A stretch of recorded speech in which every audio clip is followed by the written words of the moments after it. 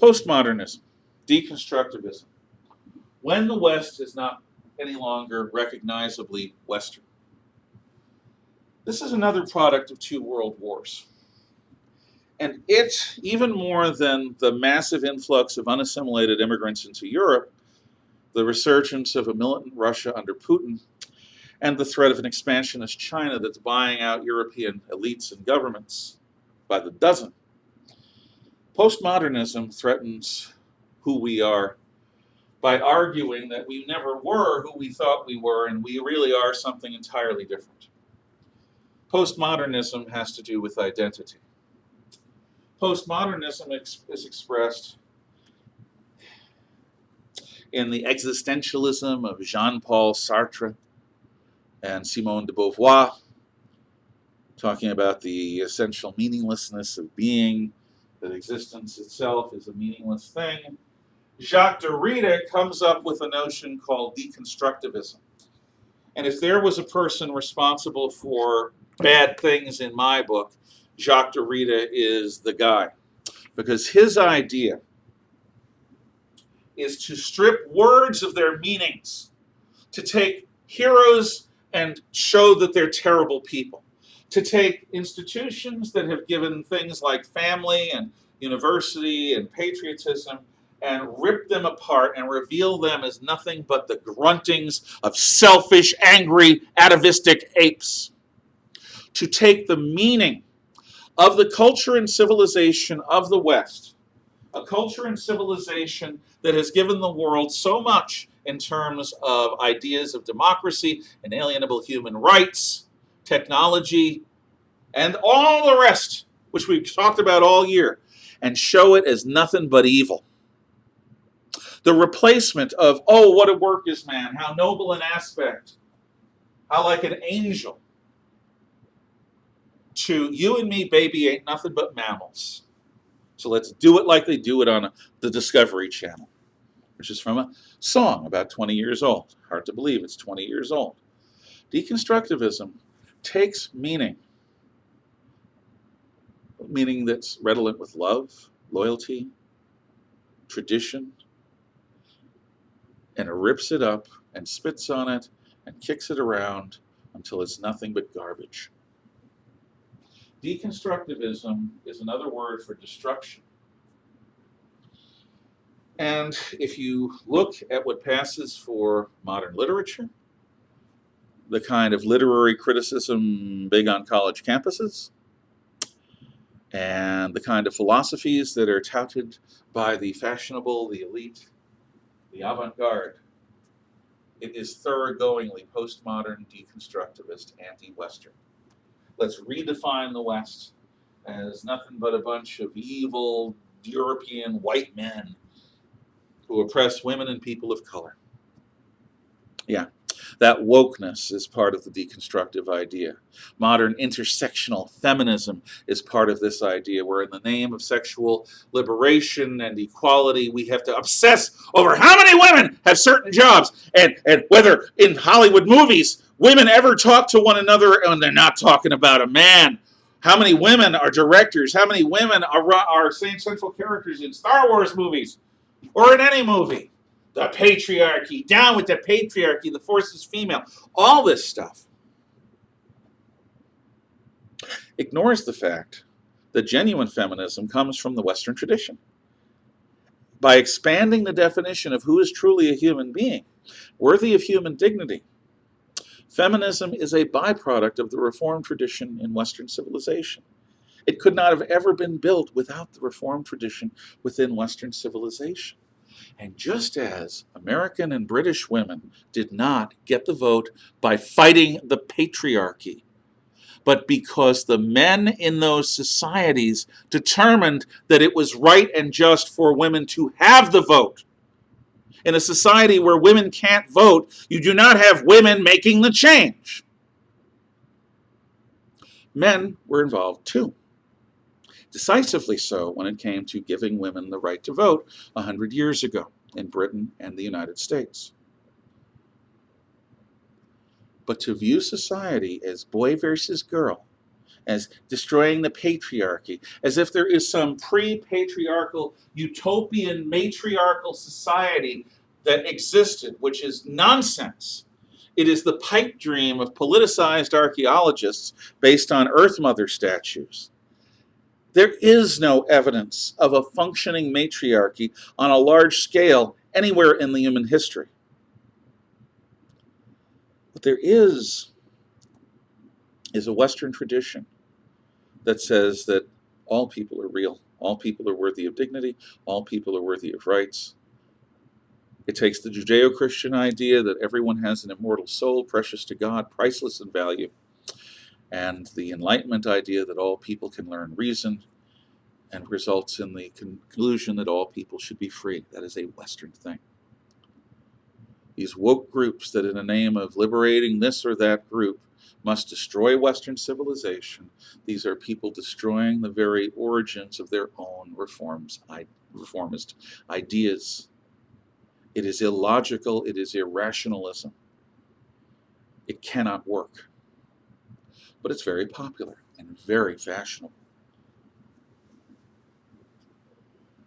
In terms of weakening traditions, Vatican Council II in the Roman Catholic Church is about the best example you'll find of traditional institutions redefining themselves according to postmodern ideas or modernist ideas.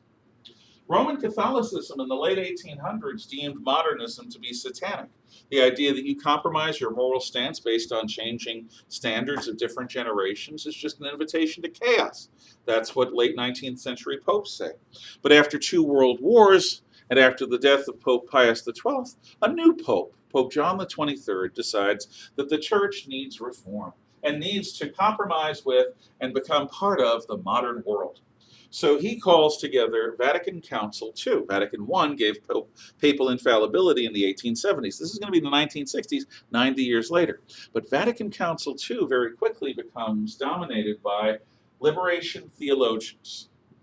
Theologians who accept Marxist ideas and assumptions about life and combine them with Christian ideas. Liberation theologians are the Catholic priests involved in social revolutions in Latin America. Liberation theologians includes the current Pope Francis, who has a preferential option for the poor, whose idea of Christianity is all about social justice. In fact, the term social justice comes from Vatican II and liberation theology, just as the term political correctness comes from Stalinist Russia. Vatican II changes Catholicism, establishes vernacular masses to replace the Latin Rite Mass, redefines what communion and confession and the other sacraments are, redefines what faith is. There are some people who are involved in Vatican II who later come back to the United States and help found the NAMBLA organization, which is as close to raw satanic evil as I've ever heard.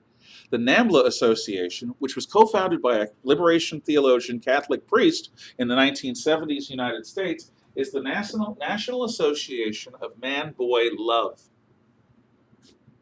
In other words, it's an organization that advocates pederasty between men and boys, co-founded by a liberation theologian Catholic priest.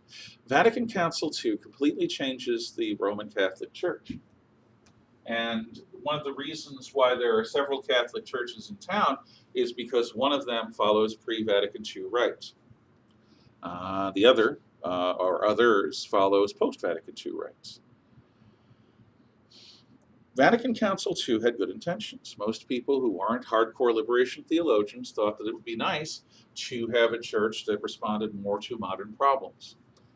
But the fundamental philosophical stances that had been rooted in the ideas of St. Thomas Aquinas and in Scripture were changed to harmonize more with writings of social reform, including writings of Karl Marx.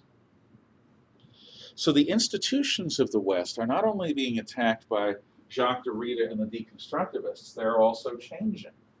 Back in the 1950s, and I say this as a fan of rock music, I listened to some pretty thrashy, hardcore rock music when I'm working or driving.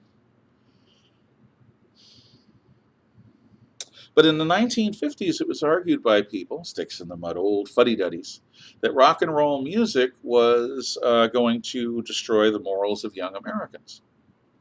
Well, the 1950s was a society where most Americans, black and white, were born in wedlock into families that stayed together, raised by a mother and a father, where the mother often had the opportunity, not always, but often, to stay home and help raise the kids. Rock and roll is one of those things that came along at a time of change, and now we have a society where none of those things are the case for most Americans. Was there a connection, or is it simply a happenstance? That's possible. It's possible that it was simply a happenstance, but it's also possible that replacing traditional ideas of virtue with the idea of cool. You tell me what cool means. I know I've never been cool. Whatever cool is, I'm not. But it's a tribal charisma thing. It's pre-industrial. It's pre-civilized. He's cool. He's got charisma. She's cool. She's got charisma. Okay, that's great. What does that have to do with modern life? We've elevated being cool to something truly magnificent and epic, when really it's just charisma. So our society's values are fluctuating. The family? What the heck's the family? What's a family these days? You tell me.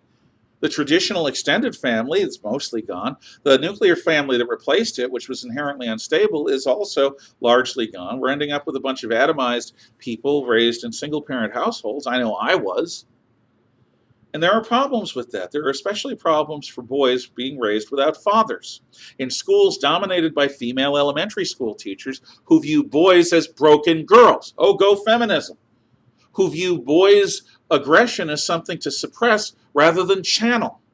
Traditional education would channel that energy and aggression, which is natural for young males, into sports and other competitive activities. But these days, it's all about cooperation. You have a bunch of women at home and a bunch of women in a lot of elementary schools messing up generations of young boys and over-medicating them. Traditional notions of meaning out the window. And one of the biggest losses of the fact that I only have this last week to operate is not being able to go into depth about these deconstructivist and postmodern ideas and their effects on Western civilization. Hello there, gravity. The last thing that I will point out is this. In one more lecture,